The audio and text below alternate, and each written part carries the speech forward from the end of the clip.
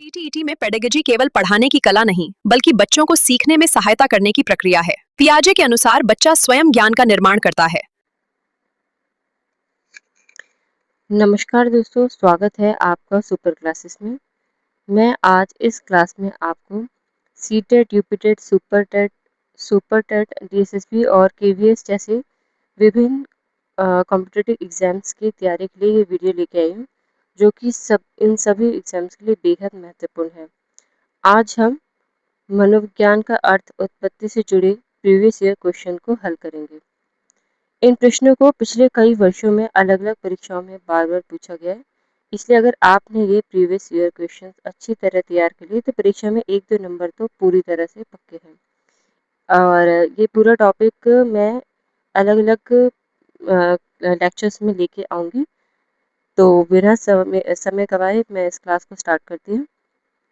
तो टॉपिक का नाम है बाल विकास, शिक्षा एवं मनोविज्ञान। क्वेश्चन फर्स्ट है, प्रथम मनोवैज्ञानिक प्रयोगशाला की स्थापना किसने की थी? तो आंसर है वुंट ने।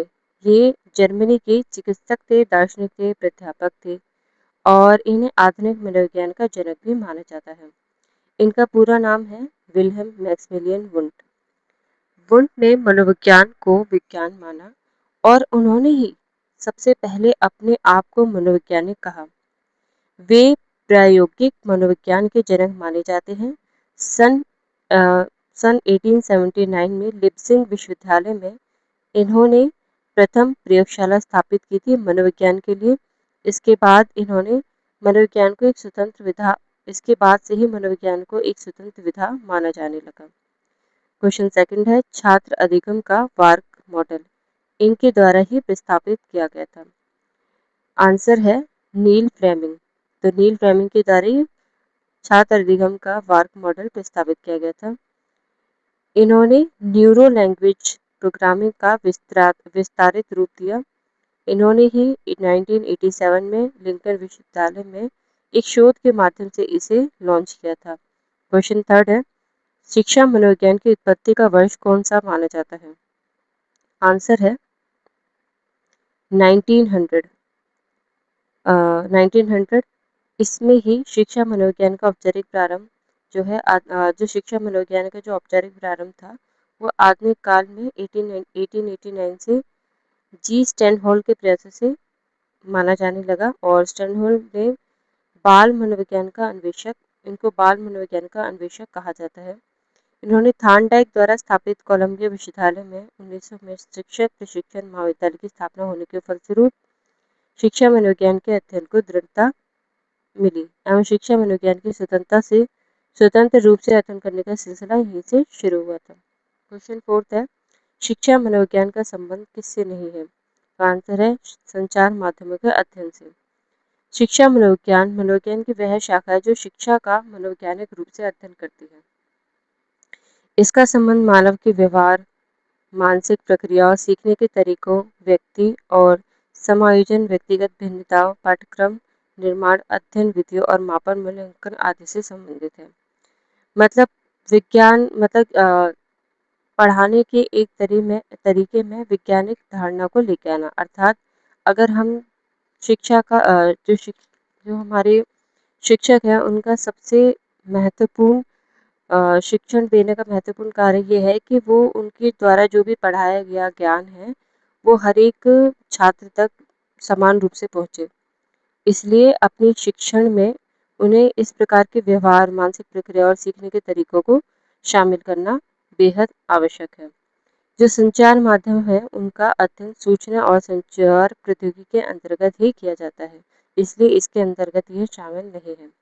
निम्नलिखित में से कौन शिक्षा मनोविज्ञान की प्रकृति है? विध्यात्मक विज्ञान।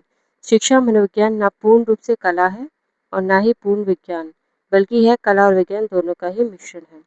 शिक्षा अपने कला और कौशल से बालकों में अध्ययन के प्रति रुचि उत्पन्न करती है तथा अब बालक अपनी रुचि, अभिप्रेरणा, आवश्यकता अनुसार अधिगम प्रक्रिया में भाग लेते हैं।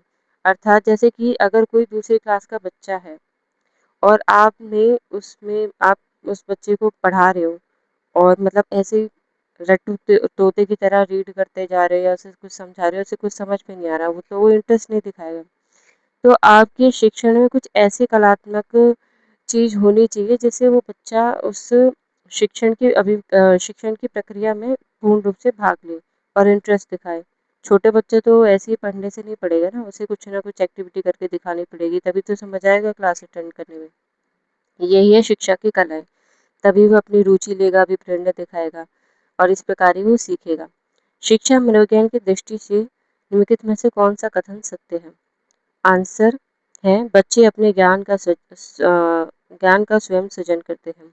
शिक्षा मनोविज्ञान की दृष्टि से बच्चे अपने ज्ञान का स्वयं सृजन करते हैं, अर्थात बच्चों को सिखाने के लिए मात्र अधिगम परिस्थिति की उपस्थिति आवश्यक होती है तथा उन्हें अधिगम के लिए प्रोत्साहित करने की आवश्यकता होती है। इससे जिसमें बच्चे स्वयं सक्रिय सहभागिता द्वारा अधिगम का अनुभव लेते हैं। एक शिक्षक को अपने विद्यार्थी की क्षमता को समझने का प्रयास करना चाहिए। निम्नलिखित में से कौन सा क्षेत्र इस उद्देश्य के साथ संबंधित है? आंसर है शिक्षा मनोविज्ञान। तो शिक्षा मनोविज्ञान है वो शैक्षिक परिस्थिति में बालक के व्यवहार का अध्ययन करके शिक्षण अधिगम प्रक्रिया को सरल, सुगम तथा प्रभावी बनाने का विज्ञान है। इसमें शिक्षक अपने विद्यार्थी की क्षमता को समझने का प्रयास करता है तथा उसी के अनुरूप उसमें सुधार करने का प्रयास करता है। अर्थात ऐसी परिस्थितियाँ ऐसी परिस्थिति में बालक के व्यवहार का अध्ययन करना, मतलब जैसे कि अगर कोई शिक्षक कोई अपना लेक्चर दे रहा है, तो कोई बच्चा ईज़िली उस लेक्चर को समझ रहा है, कोई नहीं समझ रहा है, तो वो कुछ अपने इसमें बिहेवियर में, अपने मतलब कम्युनिकेशन में, बच्चे को सिखाने के तरीके में कुछ ऐसे चेंजेस लेके आएगा। उसके अनुरूप ही उस पर अपने लेक्चर में वो सुधार करने का प्रयास करता है। शिक्षा मनोविज्ञान है क्या? मानक विज्ञान। शिक्षा मनोविज्ञान ही एक मानक विज्ञान है। इसके अंतर्गत लक्ष्य केंद्रित ही शिक्षा दी जाती है। इसके द्वारा मानव व्यवहार को परिवर्तित मनचाही दिशा में मोड़ा जा सकता है। मतलब बच्चे ये देखा जाएगा कि बच्चे की एबिलिटी कितनी है, उसके हिसाब से ही उस तक अपने लेक्चर को पहुंचाया जाएगा। प्रारंभ में आत्मा का प्रयोग किस शास्त्र में किया जाता था? प्रारंभ में आत्मा का प्रयोग दर्शन शास्त्र के ज्ञान में किया जाता था, जिसका अर्थ है परम सत्य और प्रकृति के सिद्धांतों उनके कारणों की विवेचना करना। दर्शन शास्त्र जो है वो सामाजिक चेतना के रूपों में से ही एक है। अतः दर्शन शास्त्र का संबंध आत्मा से है, जिसमें व्यक्ति की आत्मा अंतर्निहित ज्ञान का अध्ययन किया जाता है। क्वेश्चन 10 है 1882 में किस मनोवैज्ञानिक द्वारा लंदन में मानवीय विशेषताओं का अध्ययन करने के लिए प्रयोगशाला का निर्माण किया गया? आंसर है अल्फ्रेड बिने। अल्फ्रेड बिने ने ही 1882 में लंदन में मानवीय विशेषताओं का अध्ययन करने के लिए प्रयोगशाला का निर्माण किया था। क्वेश्चन 11 है शिक्षा मनोविज्ञान का अध्ययन अध्यापक को इसलिए करना चाहिए क्योंकि इसकी सहायता से अपने शिक्षण को अधिक प्रभावशाली वह बना सके। शिक्षा मनोविज्ञान का अध्ययन अध्यापक को इसलिए करना चाहिए क्योंकि इसकी सहायता से वह अपने शिक्षण को अधिक प्रभावशाली बना पाएगा। उसका प्रमुख उद्देश्य यह रह जाएगा कि शिक्षार्थी के व्यक्तित्व का सर्वांगीण विकास करना, उनके व्यवहार में अपेक्षित परिवर्तन लाना। ये कार्य तभी हो सकता है जब विद्यार्थी के व्यवहार के स्तर की जांच ठीक प्रकार से हो सके और यह भी पता चल सके कि उसका व्यक्तित्व का सर्वांगीण विकास किस सीमा तक ही हो पाता है। क्वेश्चन 12 है निम्नलिखित में से कौन सी शिक्षा मनोविज्ञान की सर्वाधिक व्यक्तिनिष्ठ विधि है? आंसर है शिक्षा मनोविज्ञान की सर्वाधिक व्यक्तिनिष्ठ विधि अंतर्दर्शन है।